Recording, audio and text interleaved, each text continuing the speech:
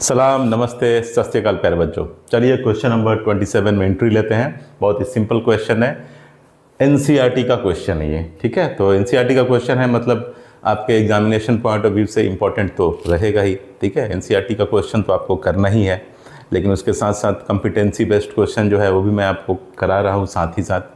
तो चलिए without wasting your time start करते हैं। क्या है question number 27? Form an arithmetic progression AP whose starting term is 4 and whose consecutive terms decreases by 3. Okay,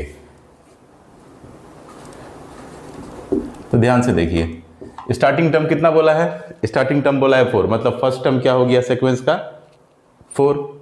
ठीक है, उसके बाद बोला है कि whose consecutive term decreases by 3, मतलब जो सीक्वेंस है अर्थमेटिक प्रोग्रेशन का, उसमें जैसे जैसे सीक्वेंस आगे बढ़ रहा है टर्म का जो वैल्यू है वो क्या हो रहा है? कम होता जा रहा है। ठीक है, डिक्रीजेस बाय 3। ठीक है, जैसे जैसे आप सीक्वेंस में आगे बढ़ रहे हैं टर्म का वैल्यू जो है वो कम होता जा रहा है, लोअर साइड में जा रहा है। तो इसको हम किस तरीके का अर्थमेटिक प्रोग्रेशन बोलेंगे? तो डिक्रीजिंग अर्थमेटिक प्रोग्रेशन का सीक्वेंस बोलेंगे। क्लियर है? तो कॉमन डिफरेंस हम क्या लेंगे? जहां भी डिक्रीजिंग अर्थमेटिक प्रोग्रेशन होगा, जहां भी लिखा है कि डिक्रीजेस बाय 3, तो मतलब जब भी हम कॉमन डिफरेंस लेंगे तो उसको हम माइनस साइन का साथ लेंगे। ठीक है, तो चलिए गिवन क्या हो जाएगा? स्टार्टिंग टर्म इज 4, मतलब फर्स्ट टर्म हो गया given first term A is equal to 4। Okay, and consecutive term decreases by 3। और कॉमन डिफरेंस क्या लेंगे आप? मैंने जैसा बताया आपको, क्योंकि ये डिक्रीजिंग एपी है इसलिए कॉमन डिफरेंस को हम निगेटिव साइन के साथ लेंगे। ठीक है, एंड कॉमन डिफरेंस जिसको हम डी से रिप्रेजेंट करते हैं, it will be equal to -3। Clear हो गया? ठीक है, तो अब फर्स्ट टर्म दिया है 4 है, हमको सेकंड टर्म निकालना है। तो सेकंड टर्म निकालने के लिए क्या करेंगे? First term plus common difference. Arithmetic progression के सीक्वेंस में क्या होता है? जो भी नेक्स्ट टर्म होता है वो अपने प्रीवियस टर्म में कॉमन डिफरेंस को ऐड करने से मिलता है। तो चलिए, फर्स्ट टर्म मेरे पास ऑलरेडी है, सेकंड टर्म मेरे पास क्या हो जाएगा? लिखते हैं यहाँ पे, second term is equal to first term plus common difference. Okay, यही है। फर्स्ट टर्म कितना है मेरे पास? 4 प्लस कॉमन डिफरेंस कितना है? -3, मतलब 4 - 3 कितना हो गया? 1। ओके, थर्ड टर्म क्या हो जाएगा? सेम प्रोसीजर से निकालेंगे। थर्ड टर्म के लिए प्रीवियस टर्म क्या होगा? तो सेकेंड टर्म, और उसमें हम क्या कर देंगे? कॉमन डिफरेंस ऐड कर देंगे। तो सेकंड टर्म मेरा कितना है? 1 प्लस कॉमन डिफरेंस कितना है? -3। 1 - 3 मीन्स -2। ठीक है, चलिए एक और टर्म निकाल लेते हैं, फोर्थ टर्म। फोर्थ टर्म के लिए प्रीवियस टर्म क्या होगा? Third term. इसमें कॉमन डिफरेंस आप ऐड कर दीजिए। थर्ड टर्म कितना आया है? -2 प्लस कॉमन डिफरेंस कितना है? -3 मीन्स -2 - 3 मीन्स -5। ठीक है, एंड सो ऑन। ठीक है, तो क्या हो जाएगा आपका अर्थमेटिक प्रोग्रेशन? क्या हो जाएगा? Sequence. Hence the AP is, लिख दीजिए, hence the AP is, first term कितना है? 4, सेकंड टर्म कितना आया? 1, थर्ड टर्म कितना है? -2, फोर्थ टर्म कितना है? -5, एंड सो ऑन। ठीक है, तो यही था, यही आंसर है। -3 से डिक्रीज हो रहा है सब, देखिए 1 - 4 -3 -2 -1 -3 -5 माइनस, फिर ब्रैकेट में -2, मतलब कितना हो गया? -5 + 3 मतलब -3। ठीक है, -5 + 2 मतलब कितना हो जाएगा? -3। ये हो गया ना? जैसे देखिए, ये second term minus first term, तो 1 - 4, फिर -3 हुआ। ये third term minus second term, तो -2 - 1 मतलब -3।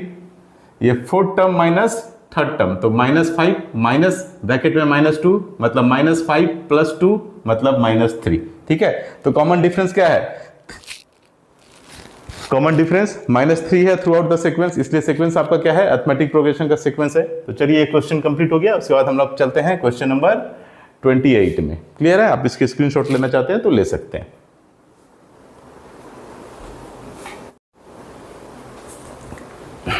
चलिए बच्चों क्वेश्चन नंबर 28 को सॉल्व करते हैं। क्वेश्चन नंबर 28 क्या है? Create an arithmetic progression AP whose initial term is -1 and in which each successive term increases by 1/2। ठीक है, यही क्वेश्चन है।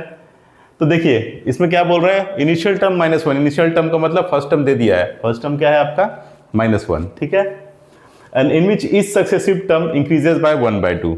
ठीक है, यानी कॉमन डिफरेंस भी जो है एक तरीके से दे दिया है। कॉमन डिफरेंस कितना है, 1/2।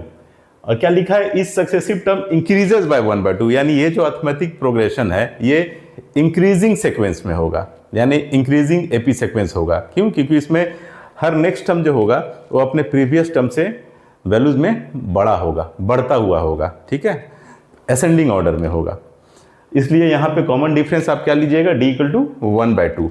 क्लियर है? जब अगर लिख देगा कि डिक्रीजेस बाय -1/2 तो उसका मतलब होता है कि डिक्रीजिंग एपी है, उस समय आपको कॉमन डिफरेंस -1/2 लेना पड़ेगा। लेकिन यहाँ पे लिख दिया इंक्रीजेस बाय 1/2, मतलब ये इंक्रीजिंग एपी है और यहाँ पे कॉमन डिफरेंस आपको प्लस साइन के साथ लेना है। डिफरेंस, कॉमन डिफरेंस क्या होगा, 1/2। ठीक है, तो चलिए स्टार्ट करते हैं सॉल्व करना।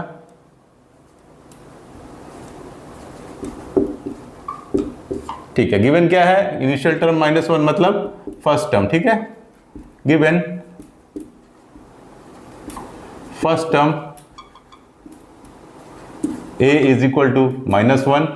ओके, और ये एनसीईआरटी का क्वेश्चन है। ठीक है, एनसीईआरटी का सब क्वेश्चन बना लीजिएगा, उसके अलावा आपको और कोई बुक देखने की जरूरत नहीं है, सिर्फ एनसीईआरटी बनाइएगा और उसके बाद मैं जितना भी क्वेश्चन करा रहा हूं उसको ध्यान से देख लीजिएगा। ये आपके मोर देन इनफ नहीं, more and more than enough हो जाएगा। ठीक है, उससे ज़्यादा जरूरत नहीं पड़ेगी, 100% के लिए आपका इतना इनफ होगा। इतना जो कंटेंट मैं आपको दूंगा, सिंपल क्वेश्चन भी दूंगा, मॉडरेट क्वेश्चन भी आपके सामने बनाऊंगा और कंपिटेंसी बेस्ड क्वेश्चन भी बनाऊंगा। सब कुछ आपके सामने सॉल्व करूंगा, आप भी साथ साथ सॉल्व करना। 100% आपकी श्योर शॉट आएगी अगर आपने सीरियसली उसको कर लिया तो। क्लियर है? इसलिए 36 बुक देखने की ज़रूरत नहीं है, सिर्फ आप एक एनसीईआरटी बनाइए, उसके बाद मैं जितना कंटेंट बना रहा हूँ, मैं वीडियो में जितने क्वेश्चन करा रहा हूँ, आप उसको कर लीजिए। कोई बुक ऐसा नहीं होगा, आपका कोई भी ऐसा रेफरेंस बुक नहीं होगा जो अगर आप मेरे क्वेश्चन को बना लेंगे तो वो ना बनेगा। समझ गए मैं क्या बोल रहा हूँ? कि अगर मैंने जितने कंटेंट बना दिया, मैंने जितने क्वेश्चन बना लिए, अगर आप उसको बना दीजिएगा तो आपके स्कूल में कोई भी रेफरेंस बुक चलता हो, ठीक है, आर.डी. शर्मा चलता हो या आर.एस. अग्रवाल चलता हो या कुछ भी चलता हो, ठीक है, उसमें कोई भी एक ऐसा प्रॉब्लम नहीं होगा जो आप बना नहीं पाएंगे। ठीक है, इसलिए बोल रहा हूँ कि जितना मैं क्वेश्चन बना रहा हूँ उसको साथ साथ आप बना लो और एनसीईआरटी अपने साथ रखो। एनसीईआरटी तो मस्ट है, उसको जरूर बनाओ। ठीक है, चलिए गिवन क्या है, फर्स्ट टर्म में -1 and in which each successive term increases by 1/2। ठीक है, तो मतलब कॉमन डिफरेंस भी दिया है। कॉमन डिफरेंस कितना है, कॉमन डिफरेंस है 1/2। कॉमन डिफरेंस को डी से रिप्रेजेंट करते हैं 1/2। ओके, अब हमको क्या करना है, अरिथमेटिक प्रोग्रेशन का सीक्वेंस देना है। ठीक है, तो हम क्या करेंगे, सेकंड टर्म निकालेंगे। तो चलिए सेकंड टर्म क्या होता है, first term plus common difference. Next term क्या होता है, प्रीवियस टर्म प्लस उसमें कॉमन डिफरेंस ऐड कर देंगे तो नेक्स्ट टर्म फाइंड आउट हो जाता है अरिथमेटिक प्रोग्रेशन में। तो सेकंड टर्म के लिए प्रीवियस टर्म क्या होगा, first term plus common difference. First term कितना है, -1 प्लस कॉमन डिफरेंस कितना है, 1/2 मीन्स -1/2। ठीक है, सेकंड टर्म आ गया -1/2। थर्ड टर्म कितना है, थर्ड टर्म के लिए प्रीवियस टर्म क्या होगा, second term plus common difference. Second term कितना आया मेरा, -1/2, तो -1/2 प्लस कॉमन डिफरेंस कितना हो गया, 1/2 माइनस प्लस ही क्या है, -1/2 प्लस 1/2 कितना हो गया, 0। ओके, फोर्थ टर्म के लिए प्रीवियस टर्म क्या होगा, third term plus common difference. Third term कितना आया मेरा, 0। कॉमन डिफरेंस कितना है, 1/2, तो 0 प्लस 1/2 मीन्स 1/2। ठीक है, हो गया, क्लियर है। तो सीक्वेंस क्या हुआ आपका, फर्स्ट टर्म है -1, तो सीक्वेंस आपका हो जाएगा -1, -1/2, 0, 1/2। आप देख रहे हैं 1/2 से हर टर्म क्या हो रहा है आपका, बढ़ रहा है। तो आप लिख सकते हैं hence the AP is, hence the AP is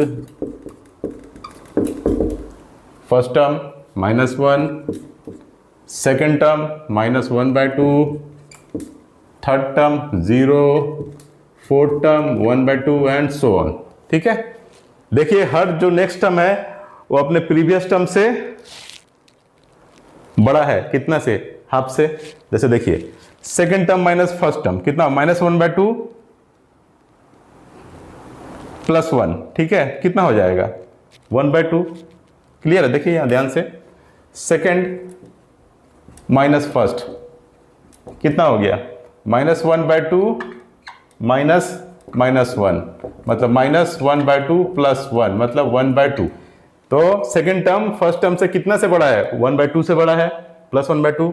ठीक है, इसी तरीके से देखिए third minus second 0 minus second कितना है, -1/2, तो -1/2। ठीक है, ये कितना हो गया, +1/2। ठीक है, तो थर्ड टर्म आपके सेकेंड टर्म से कितना बड़ा है, +1/2 से बड़ा है। इसी तरीके से फोर्थ माइनस थर्ड देख लीजिए, फोर्थ माइनस थर्ड देख लीजिए, फोर्थ कितना है 1/2 -0 1/2, यानी फोर्थ टर्म भी थर्ड टर्म से +1/2 से बड़ा है, यानी कॉमन डिफरेंस यहाँ पे क्या है, +1/2 है।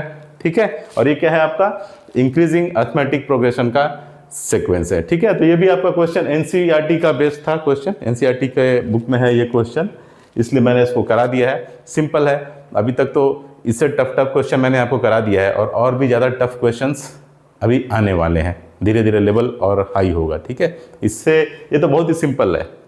ठीक है, ये बहुत ही सिंपल है, लेकिन मैंने 2 क्वेश्चन ऐसे बताए हैं अभी तक आपको, जैसे एक लाइब्रेरी वाला क्वेश्चन और एक कंपाउंड इंटरेस्ट वाला क्वेश्चन, जो कि बिल्कुल फंसाने वाला क्वेश्चन है, और 100% वो आपको फंसाएगा। अगर आपने उस टाइप के क्वेश्चन को कभी अटेम्प्ट नहीं किया होगा तो उसको जरूर देख लीजिएगा। ठीक है, बाकी ये सिंपल है, इसकी स्क्रीनशॉट लेना चाहते हैं तो आप ले सकते हैं।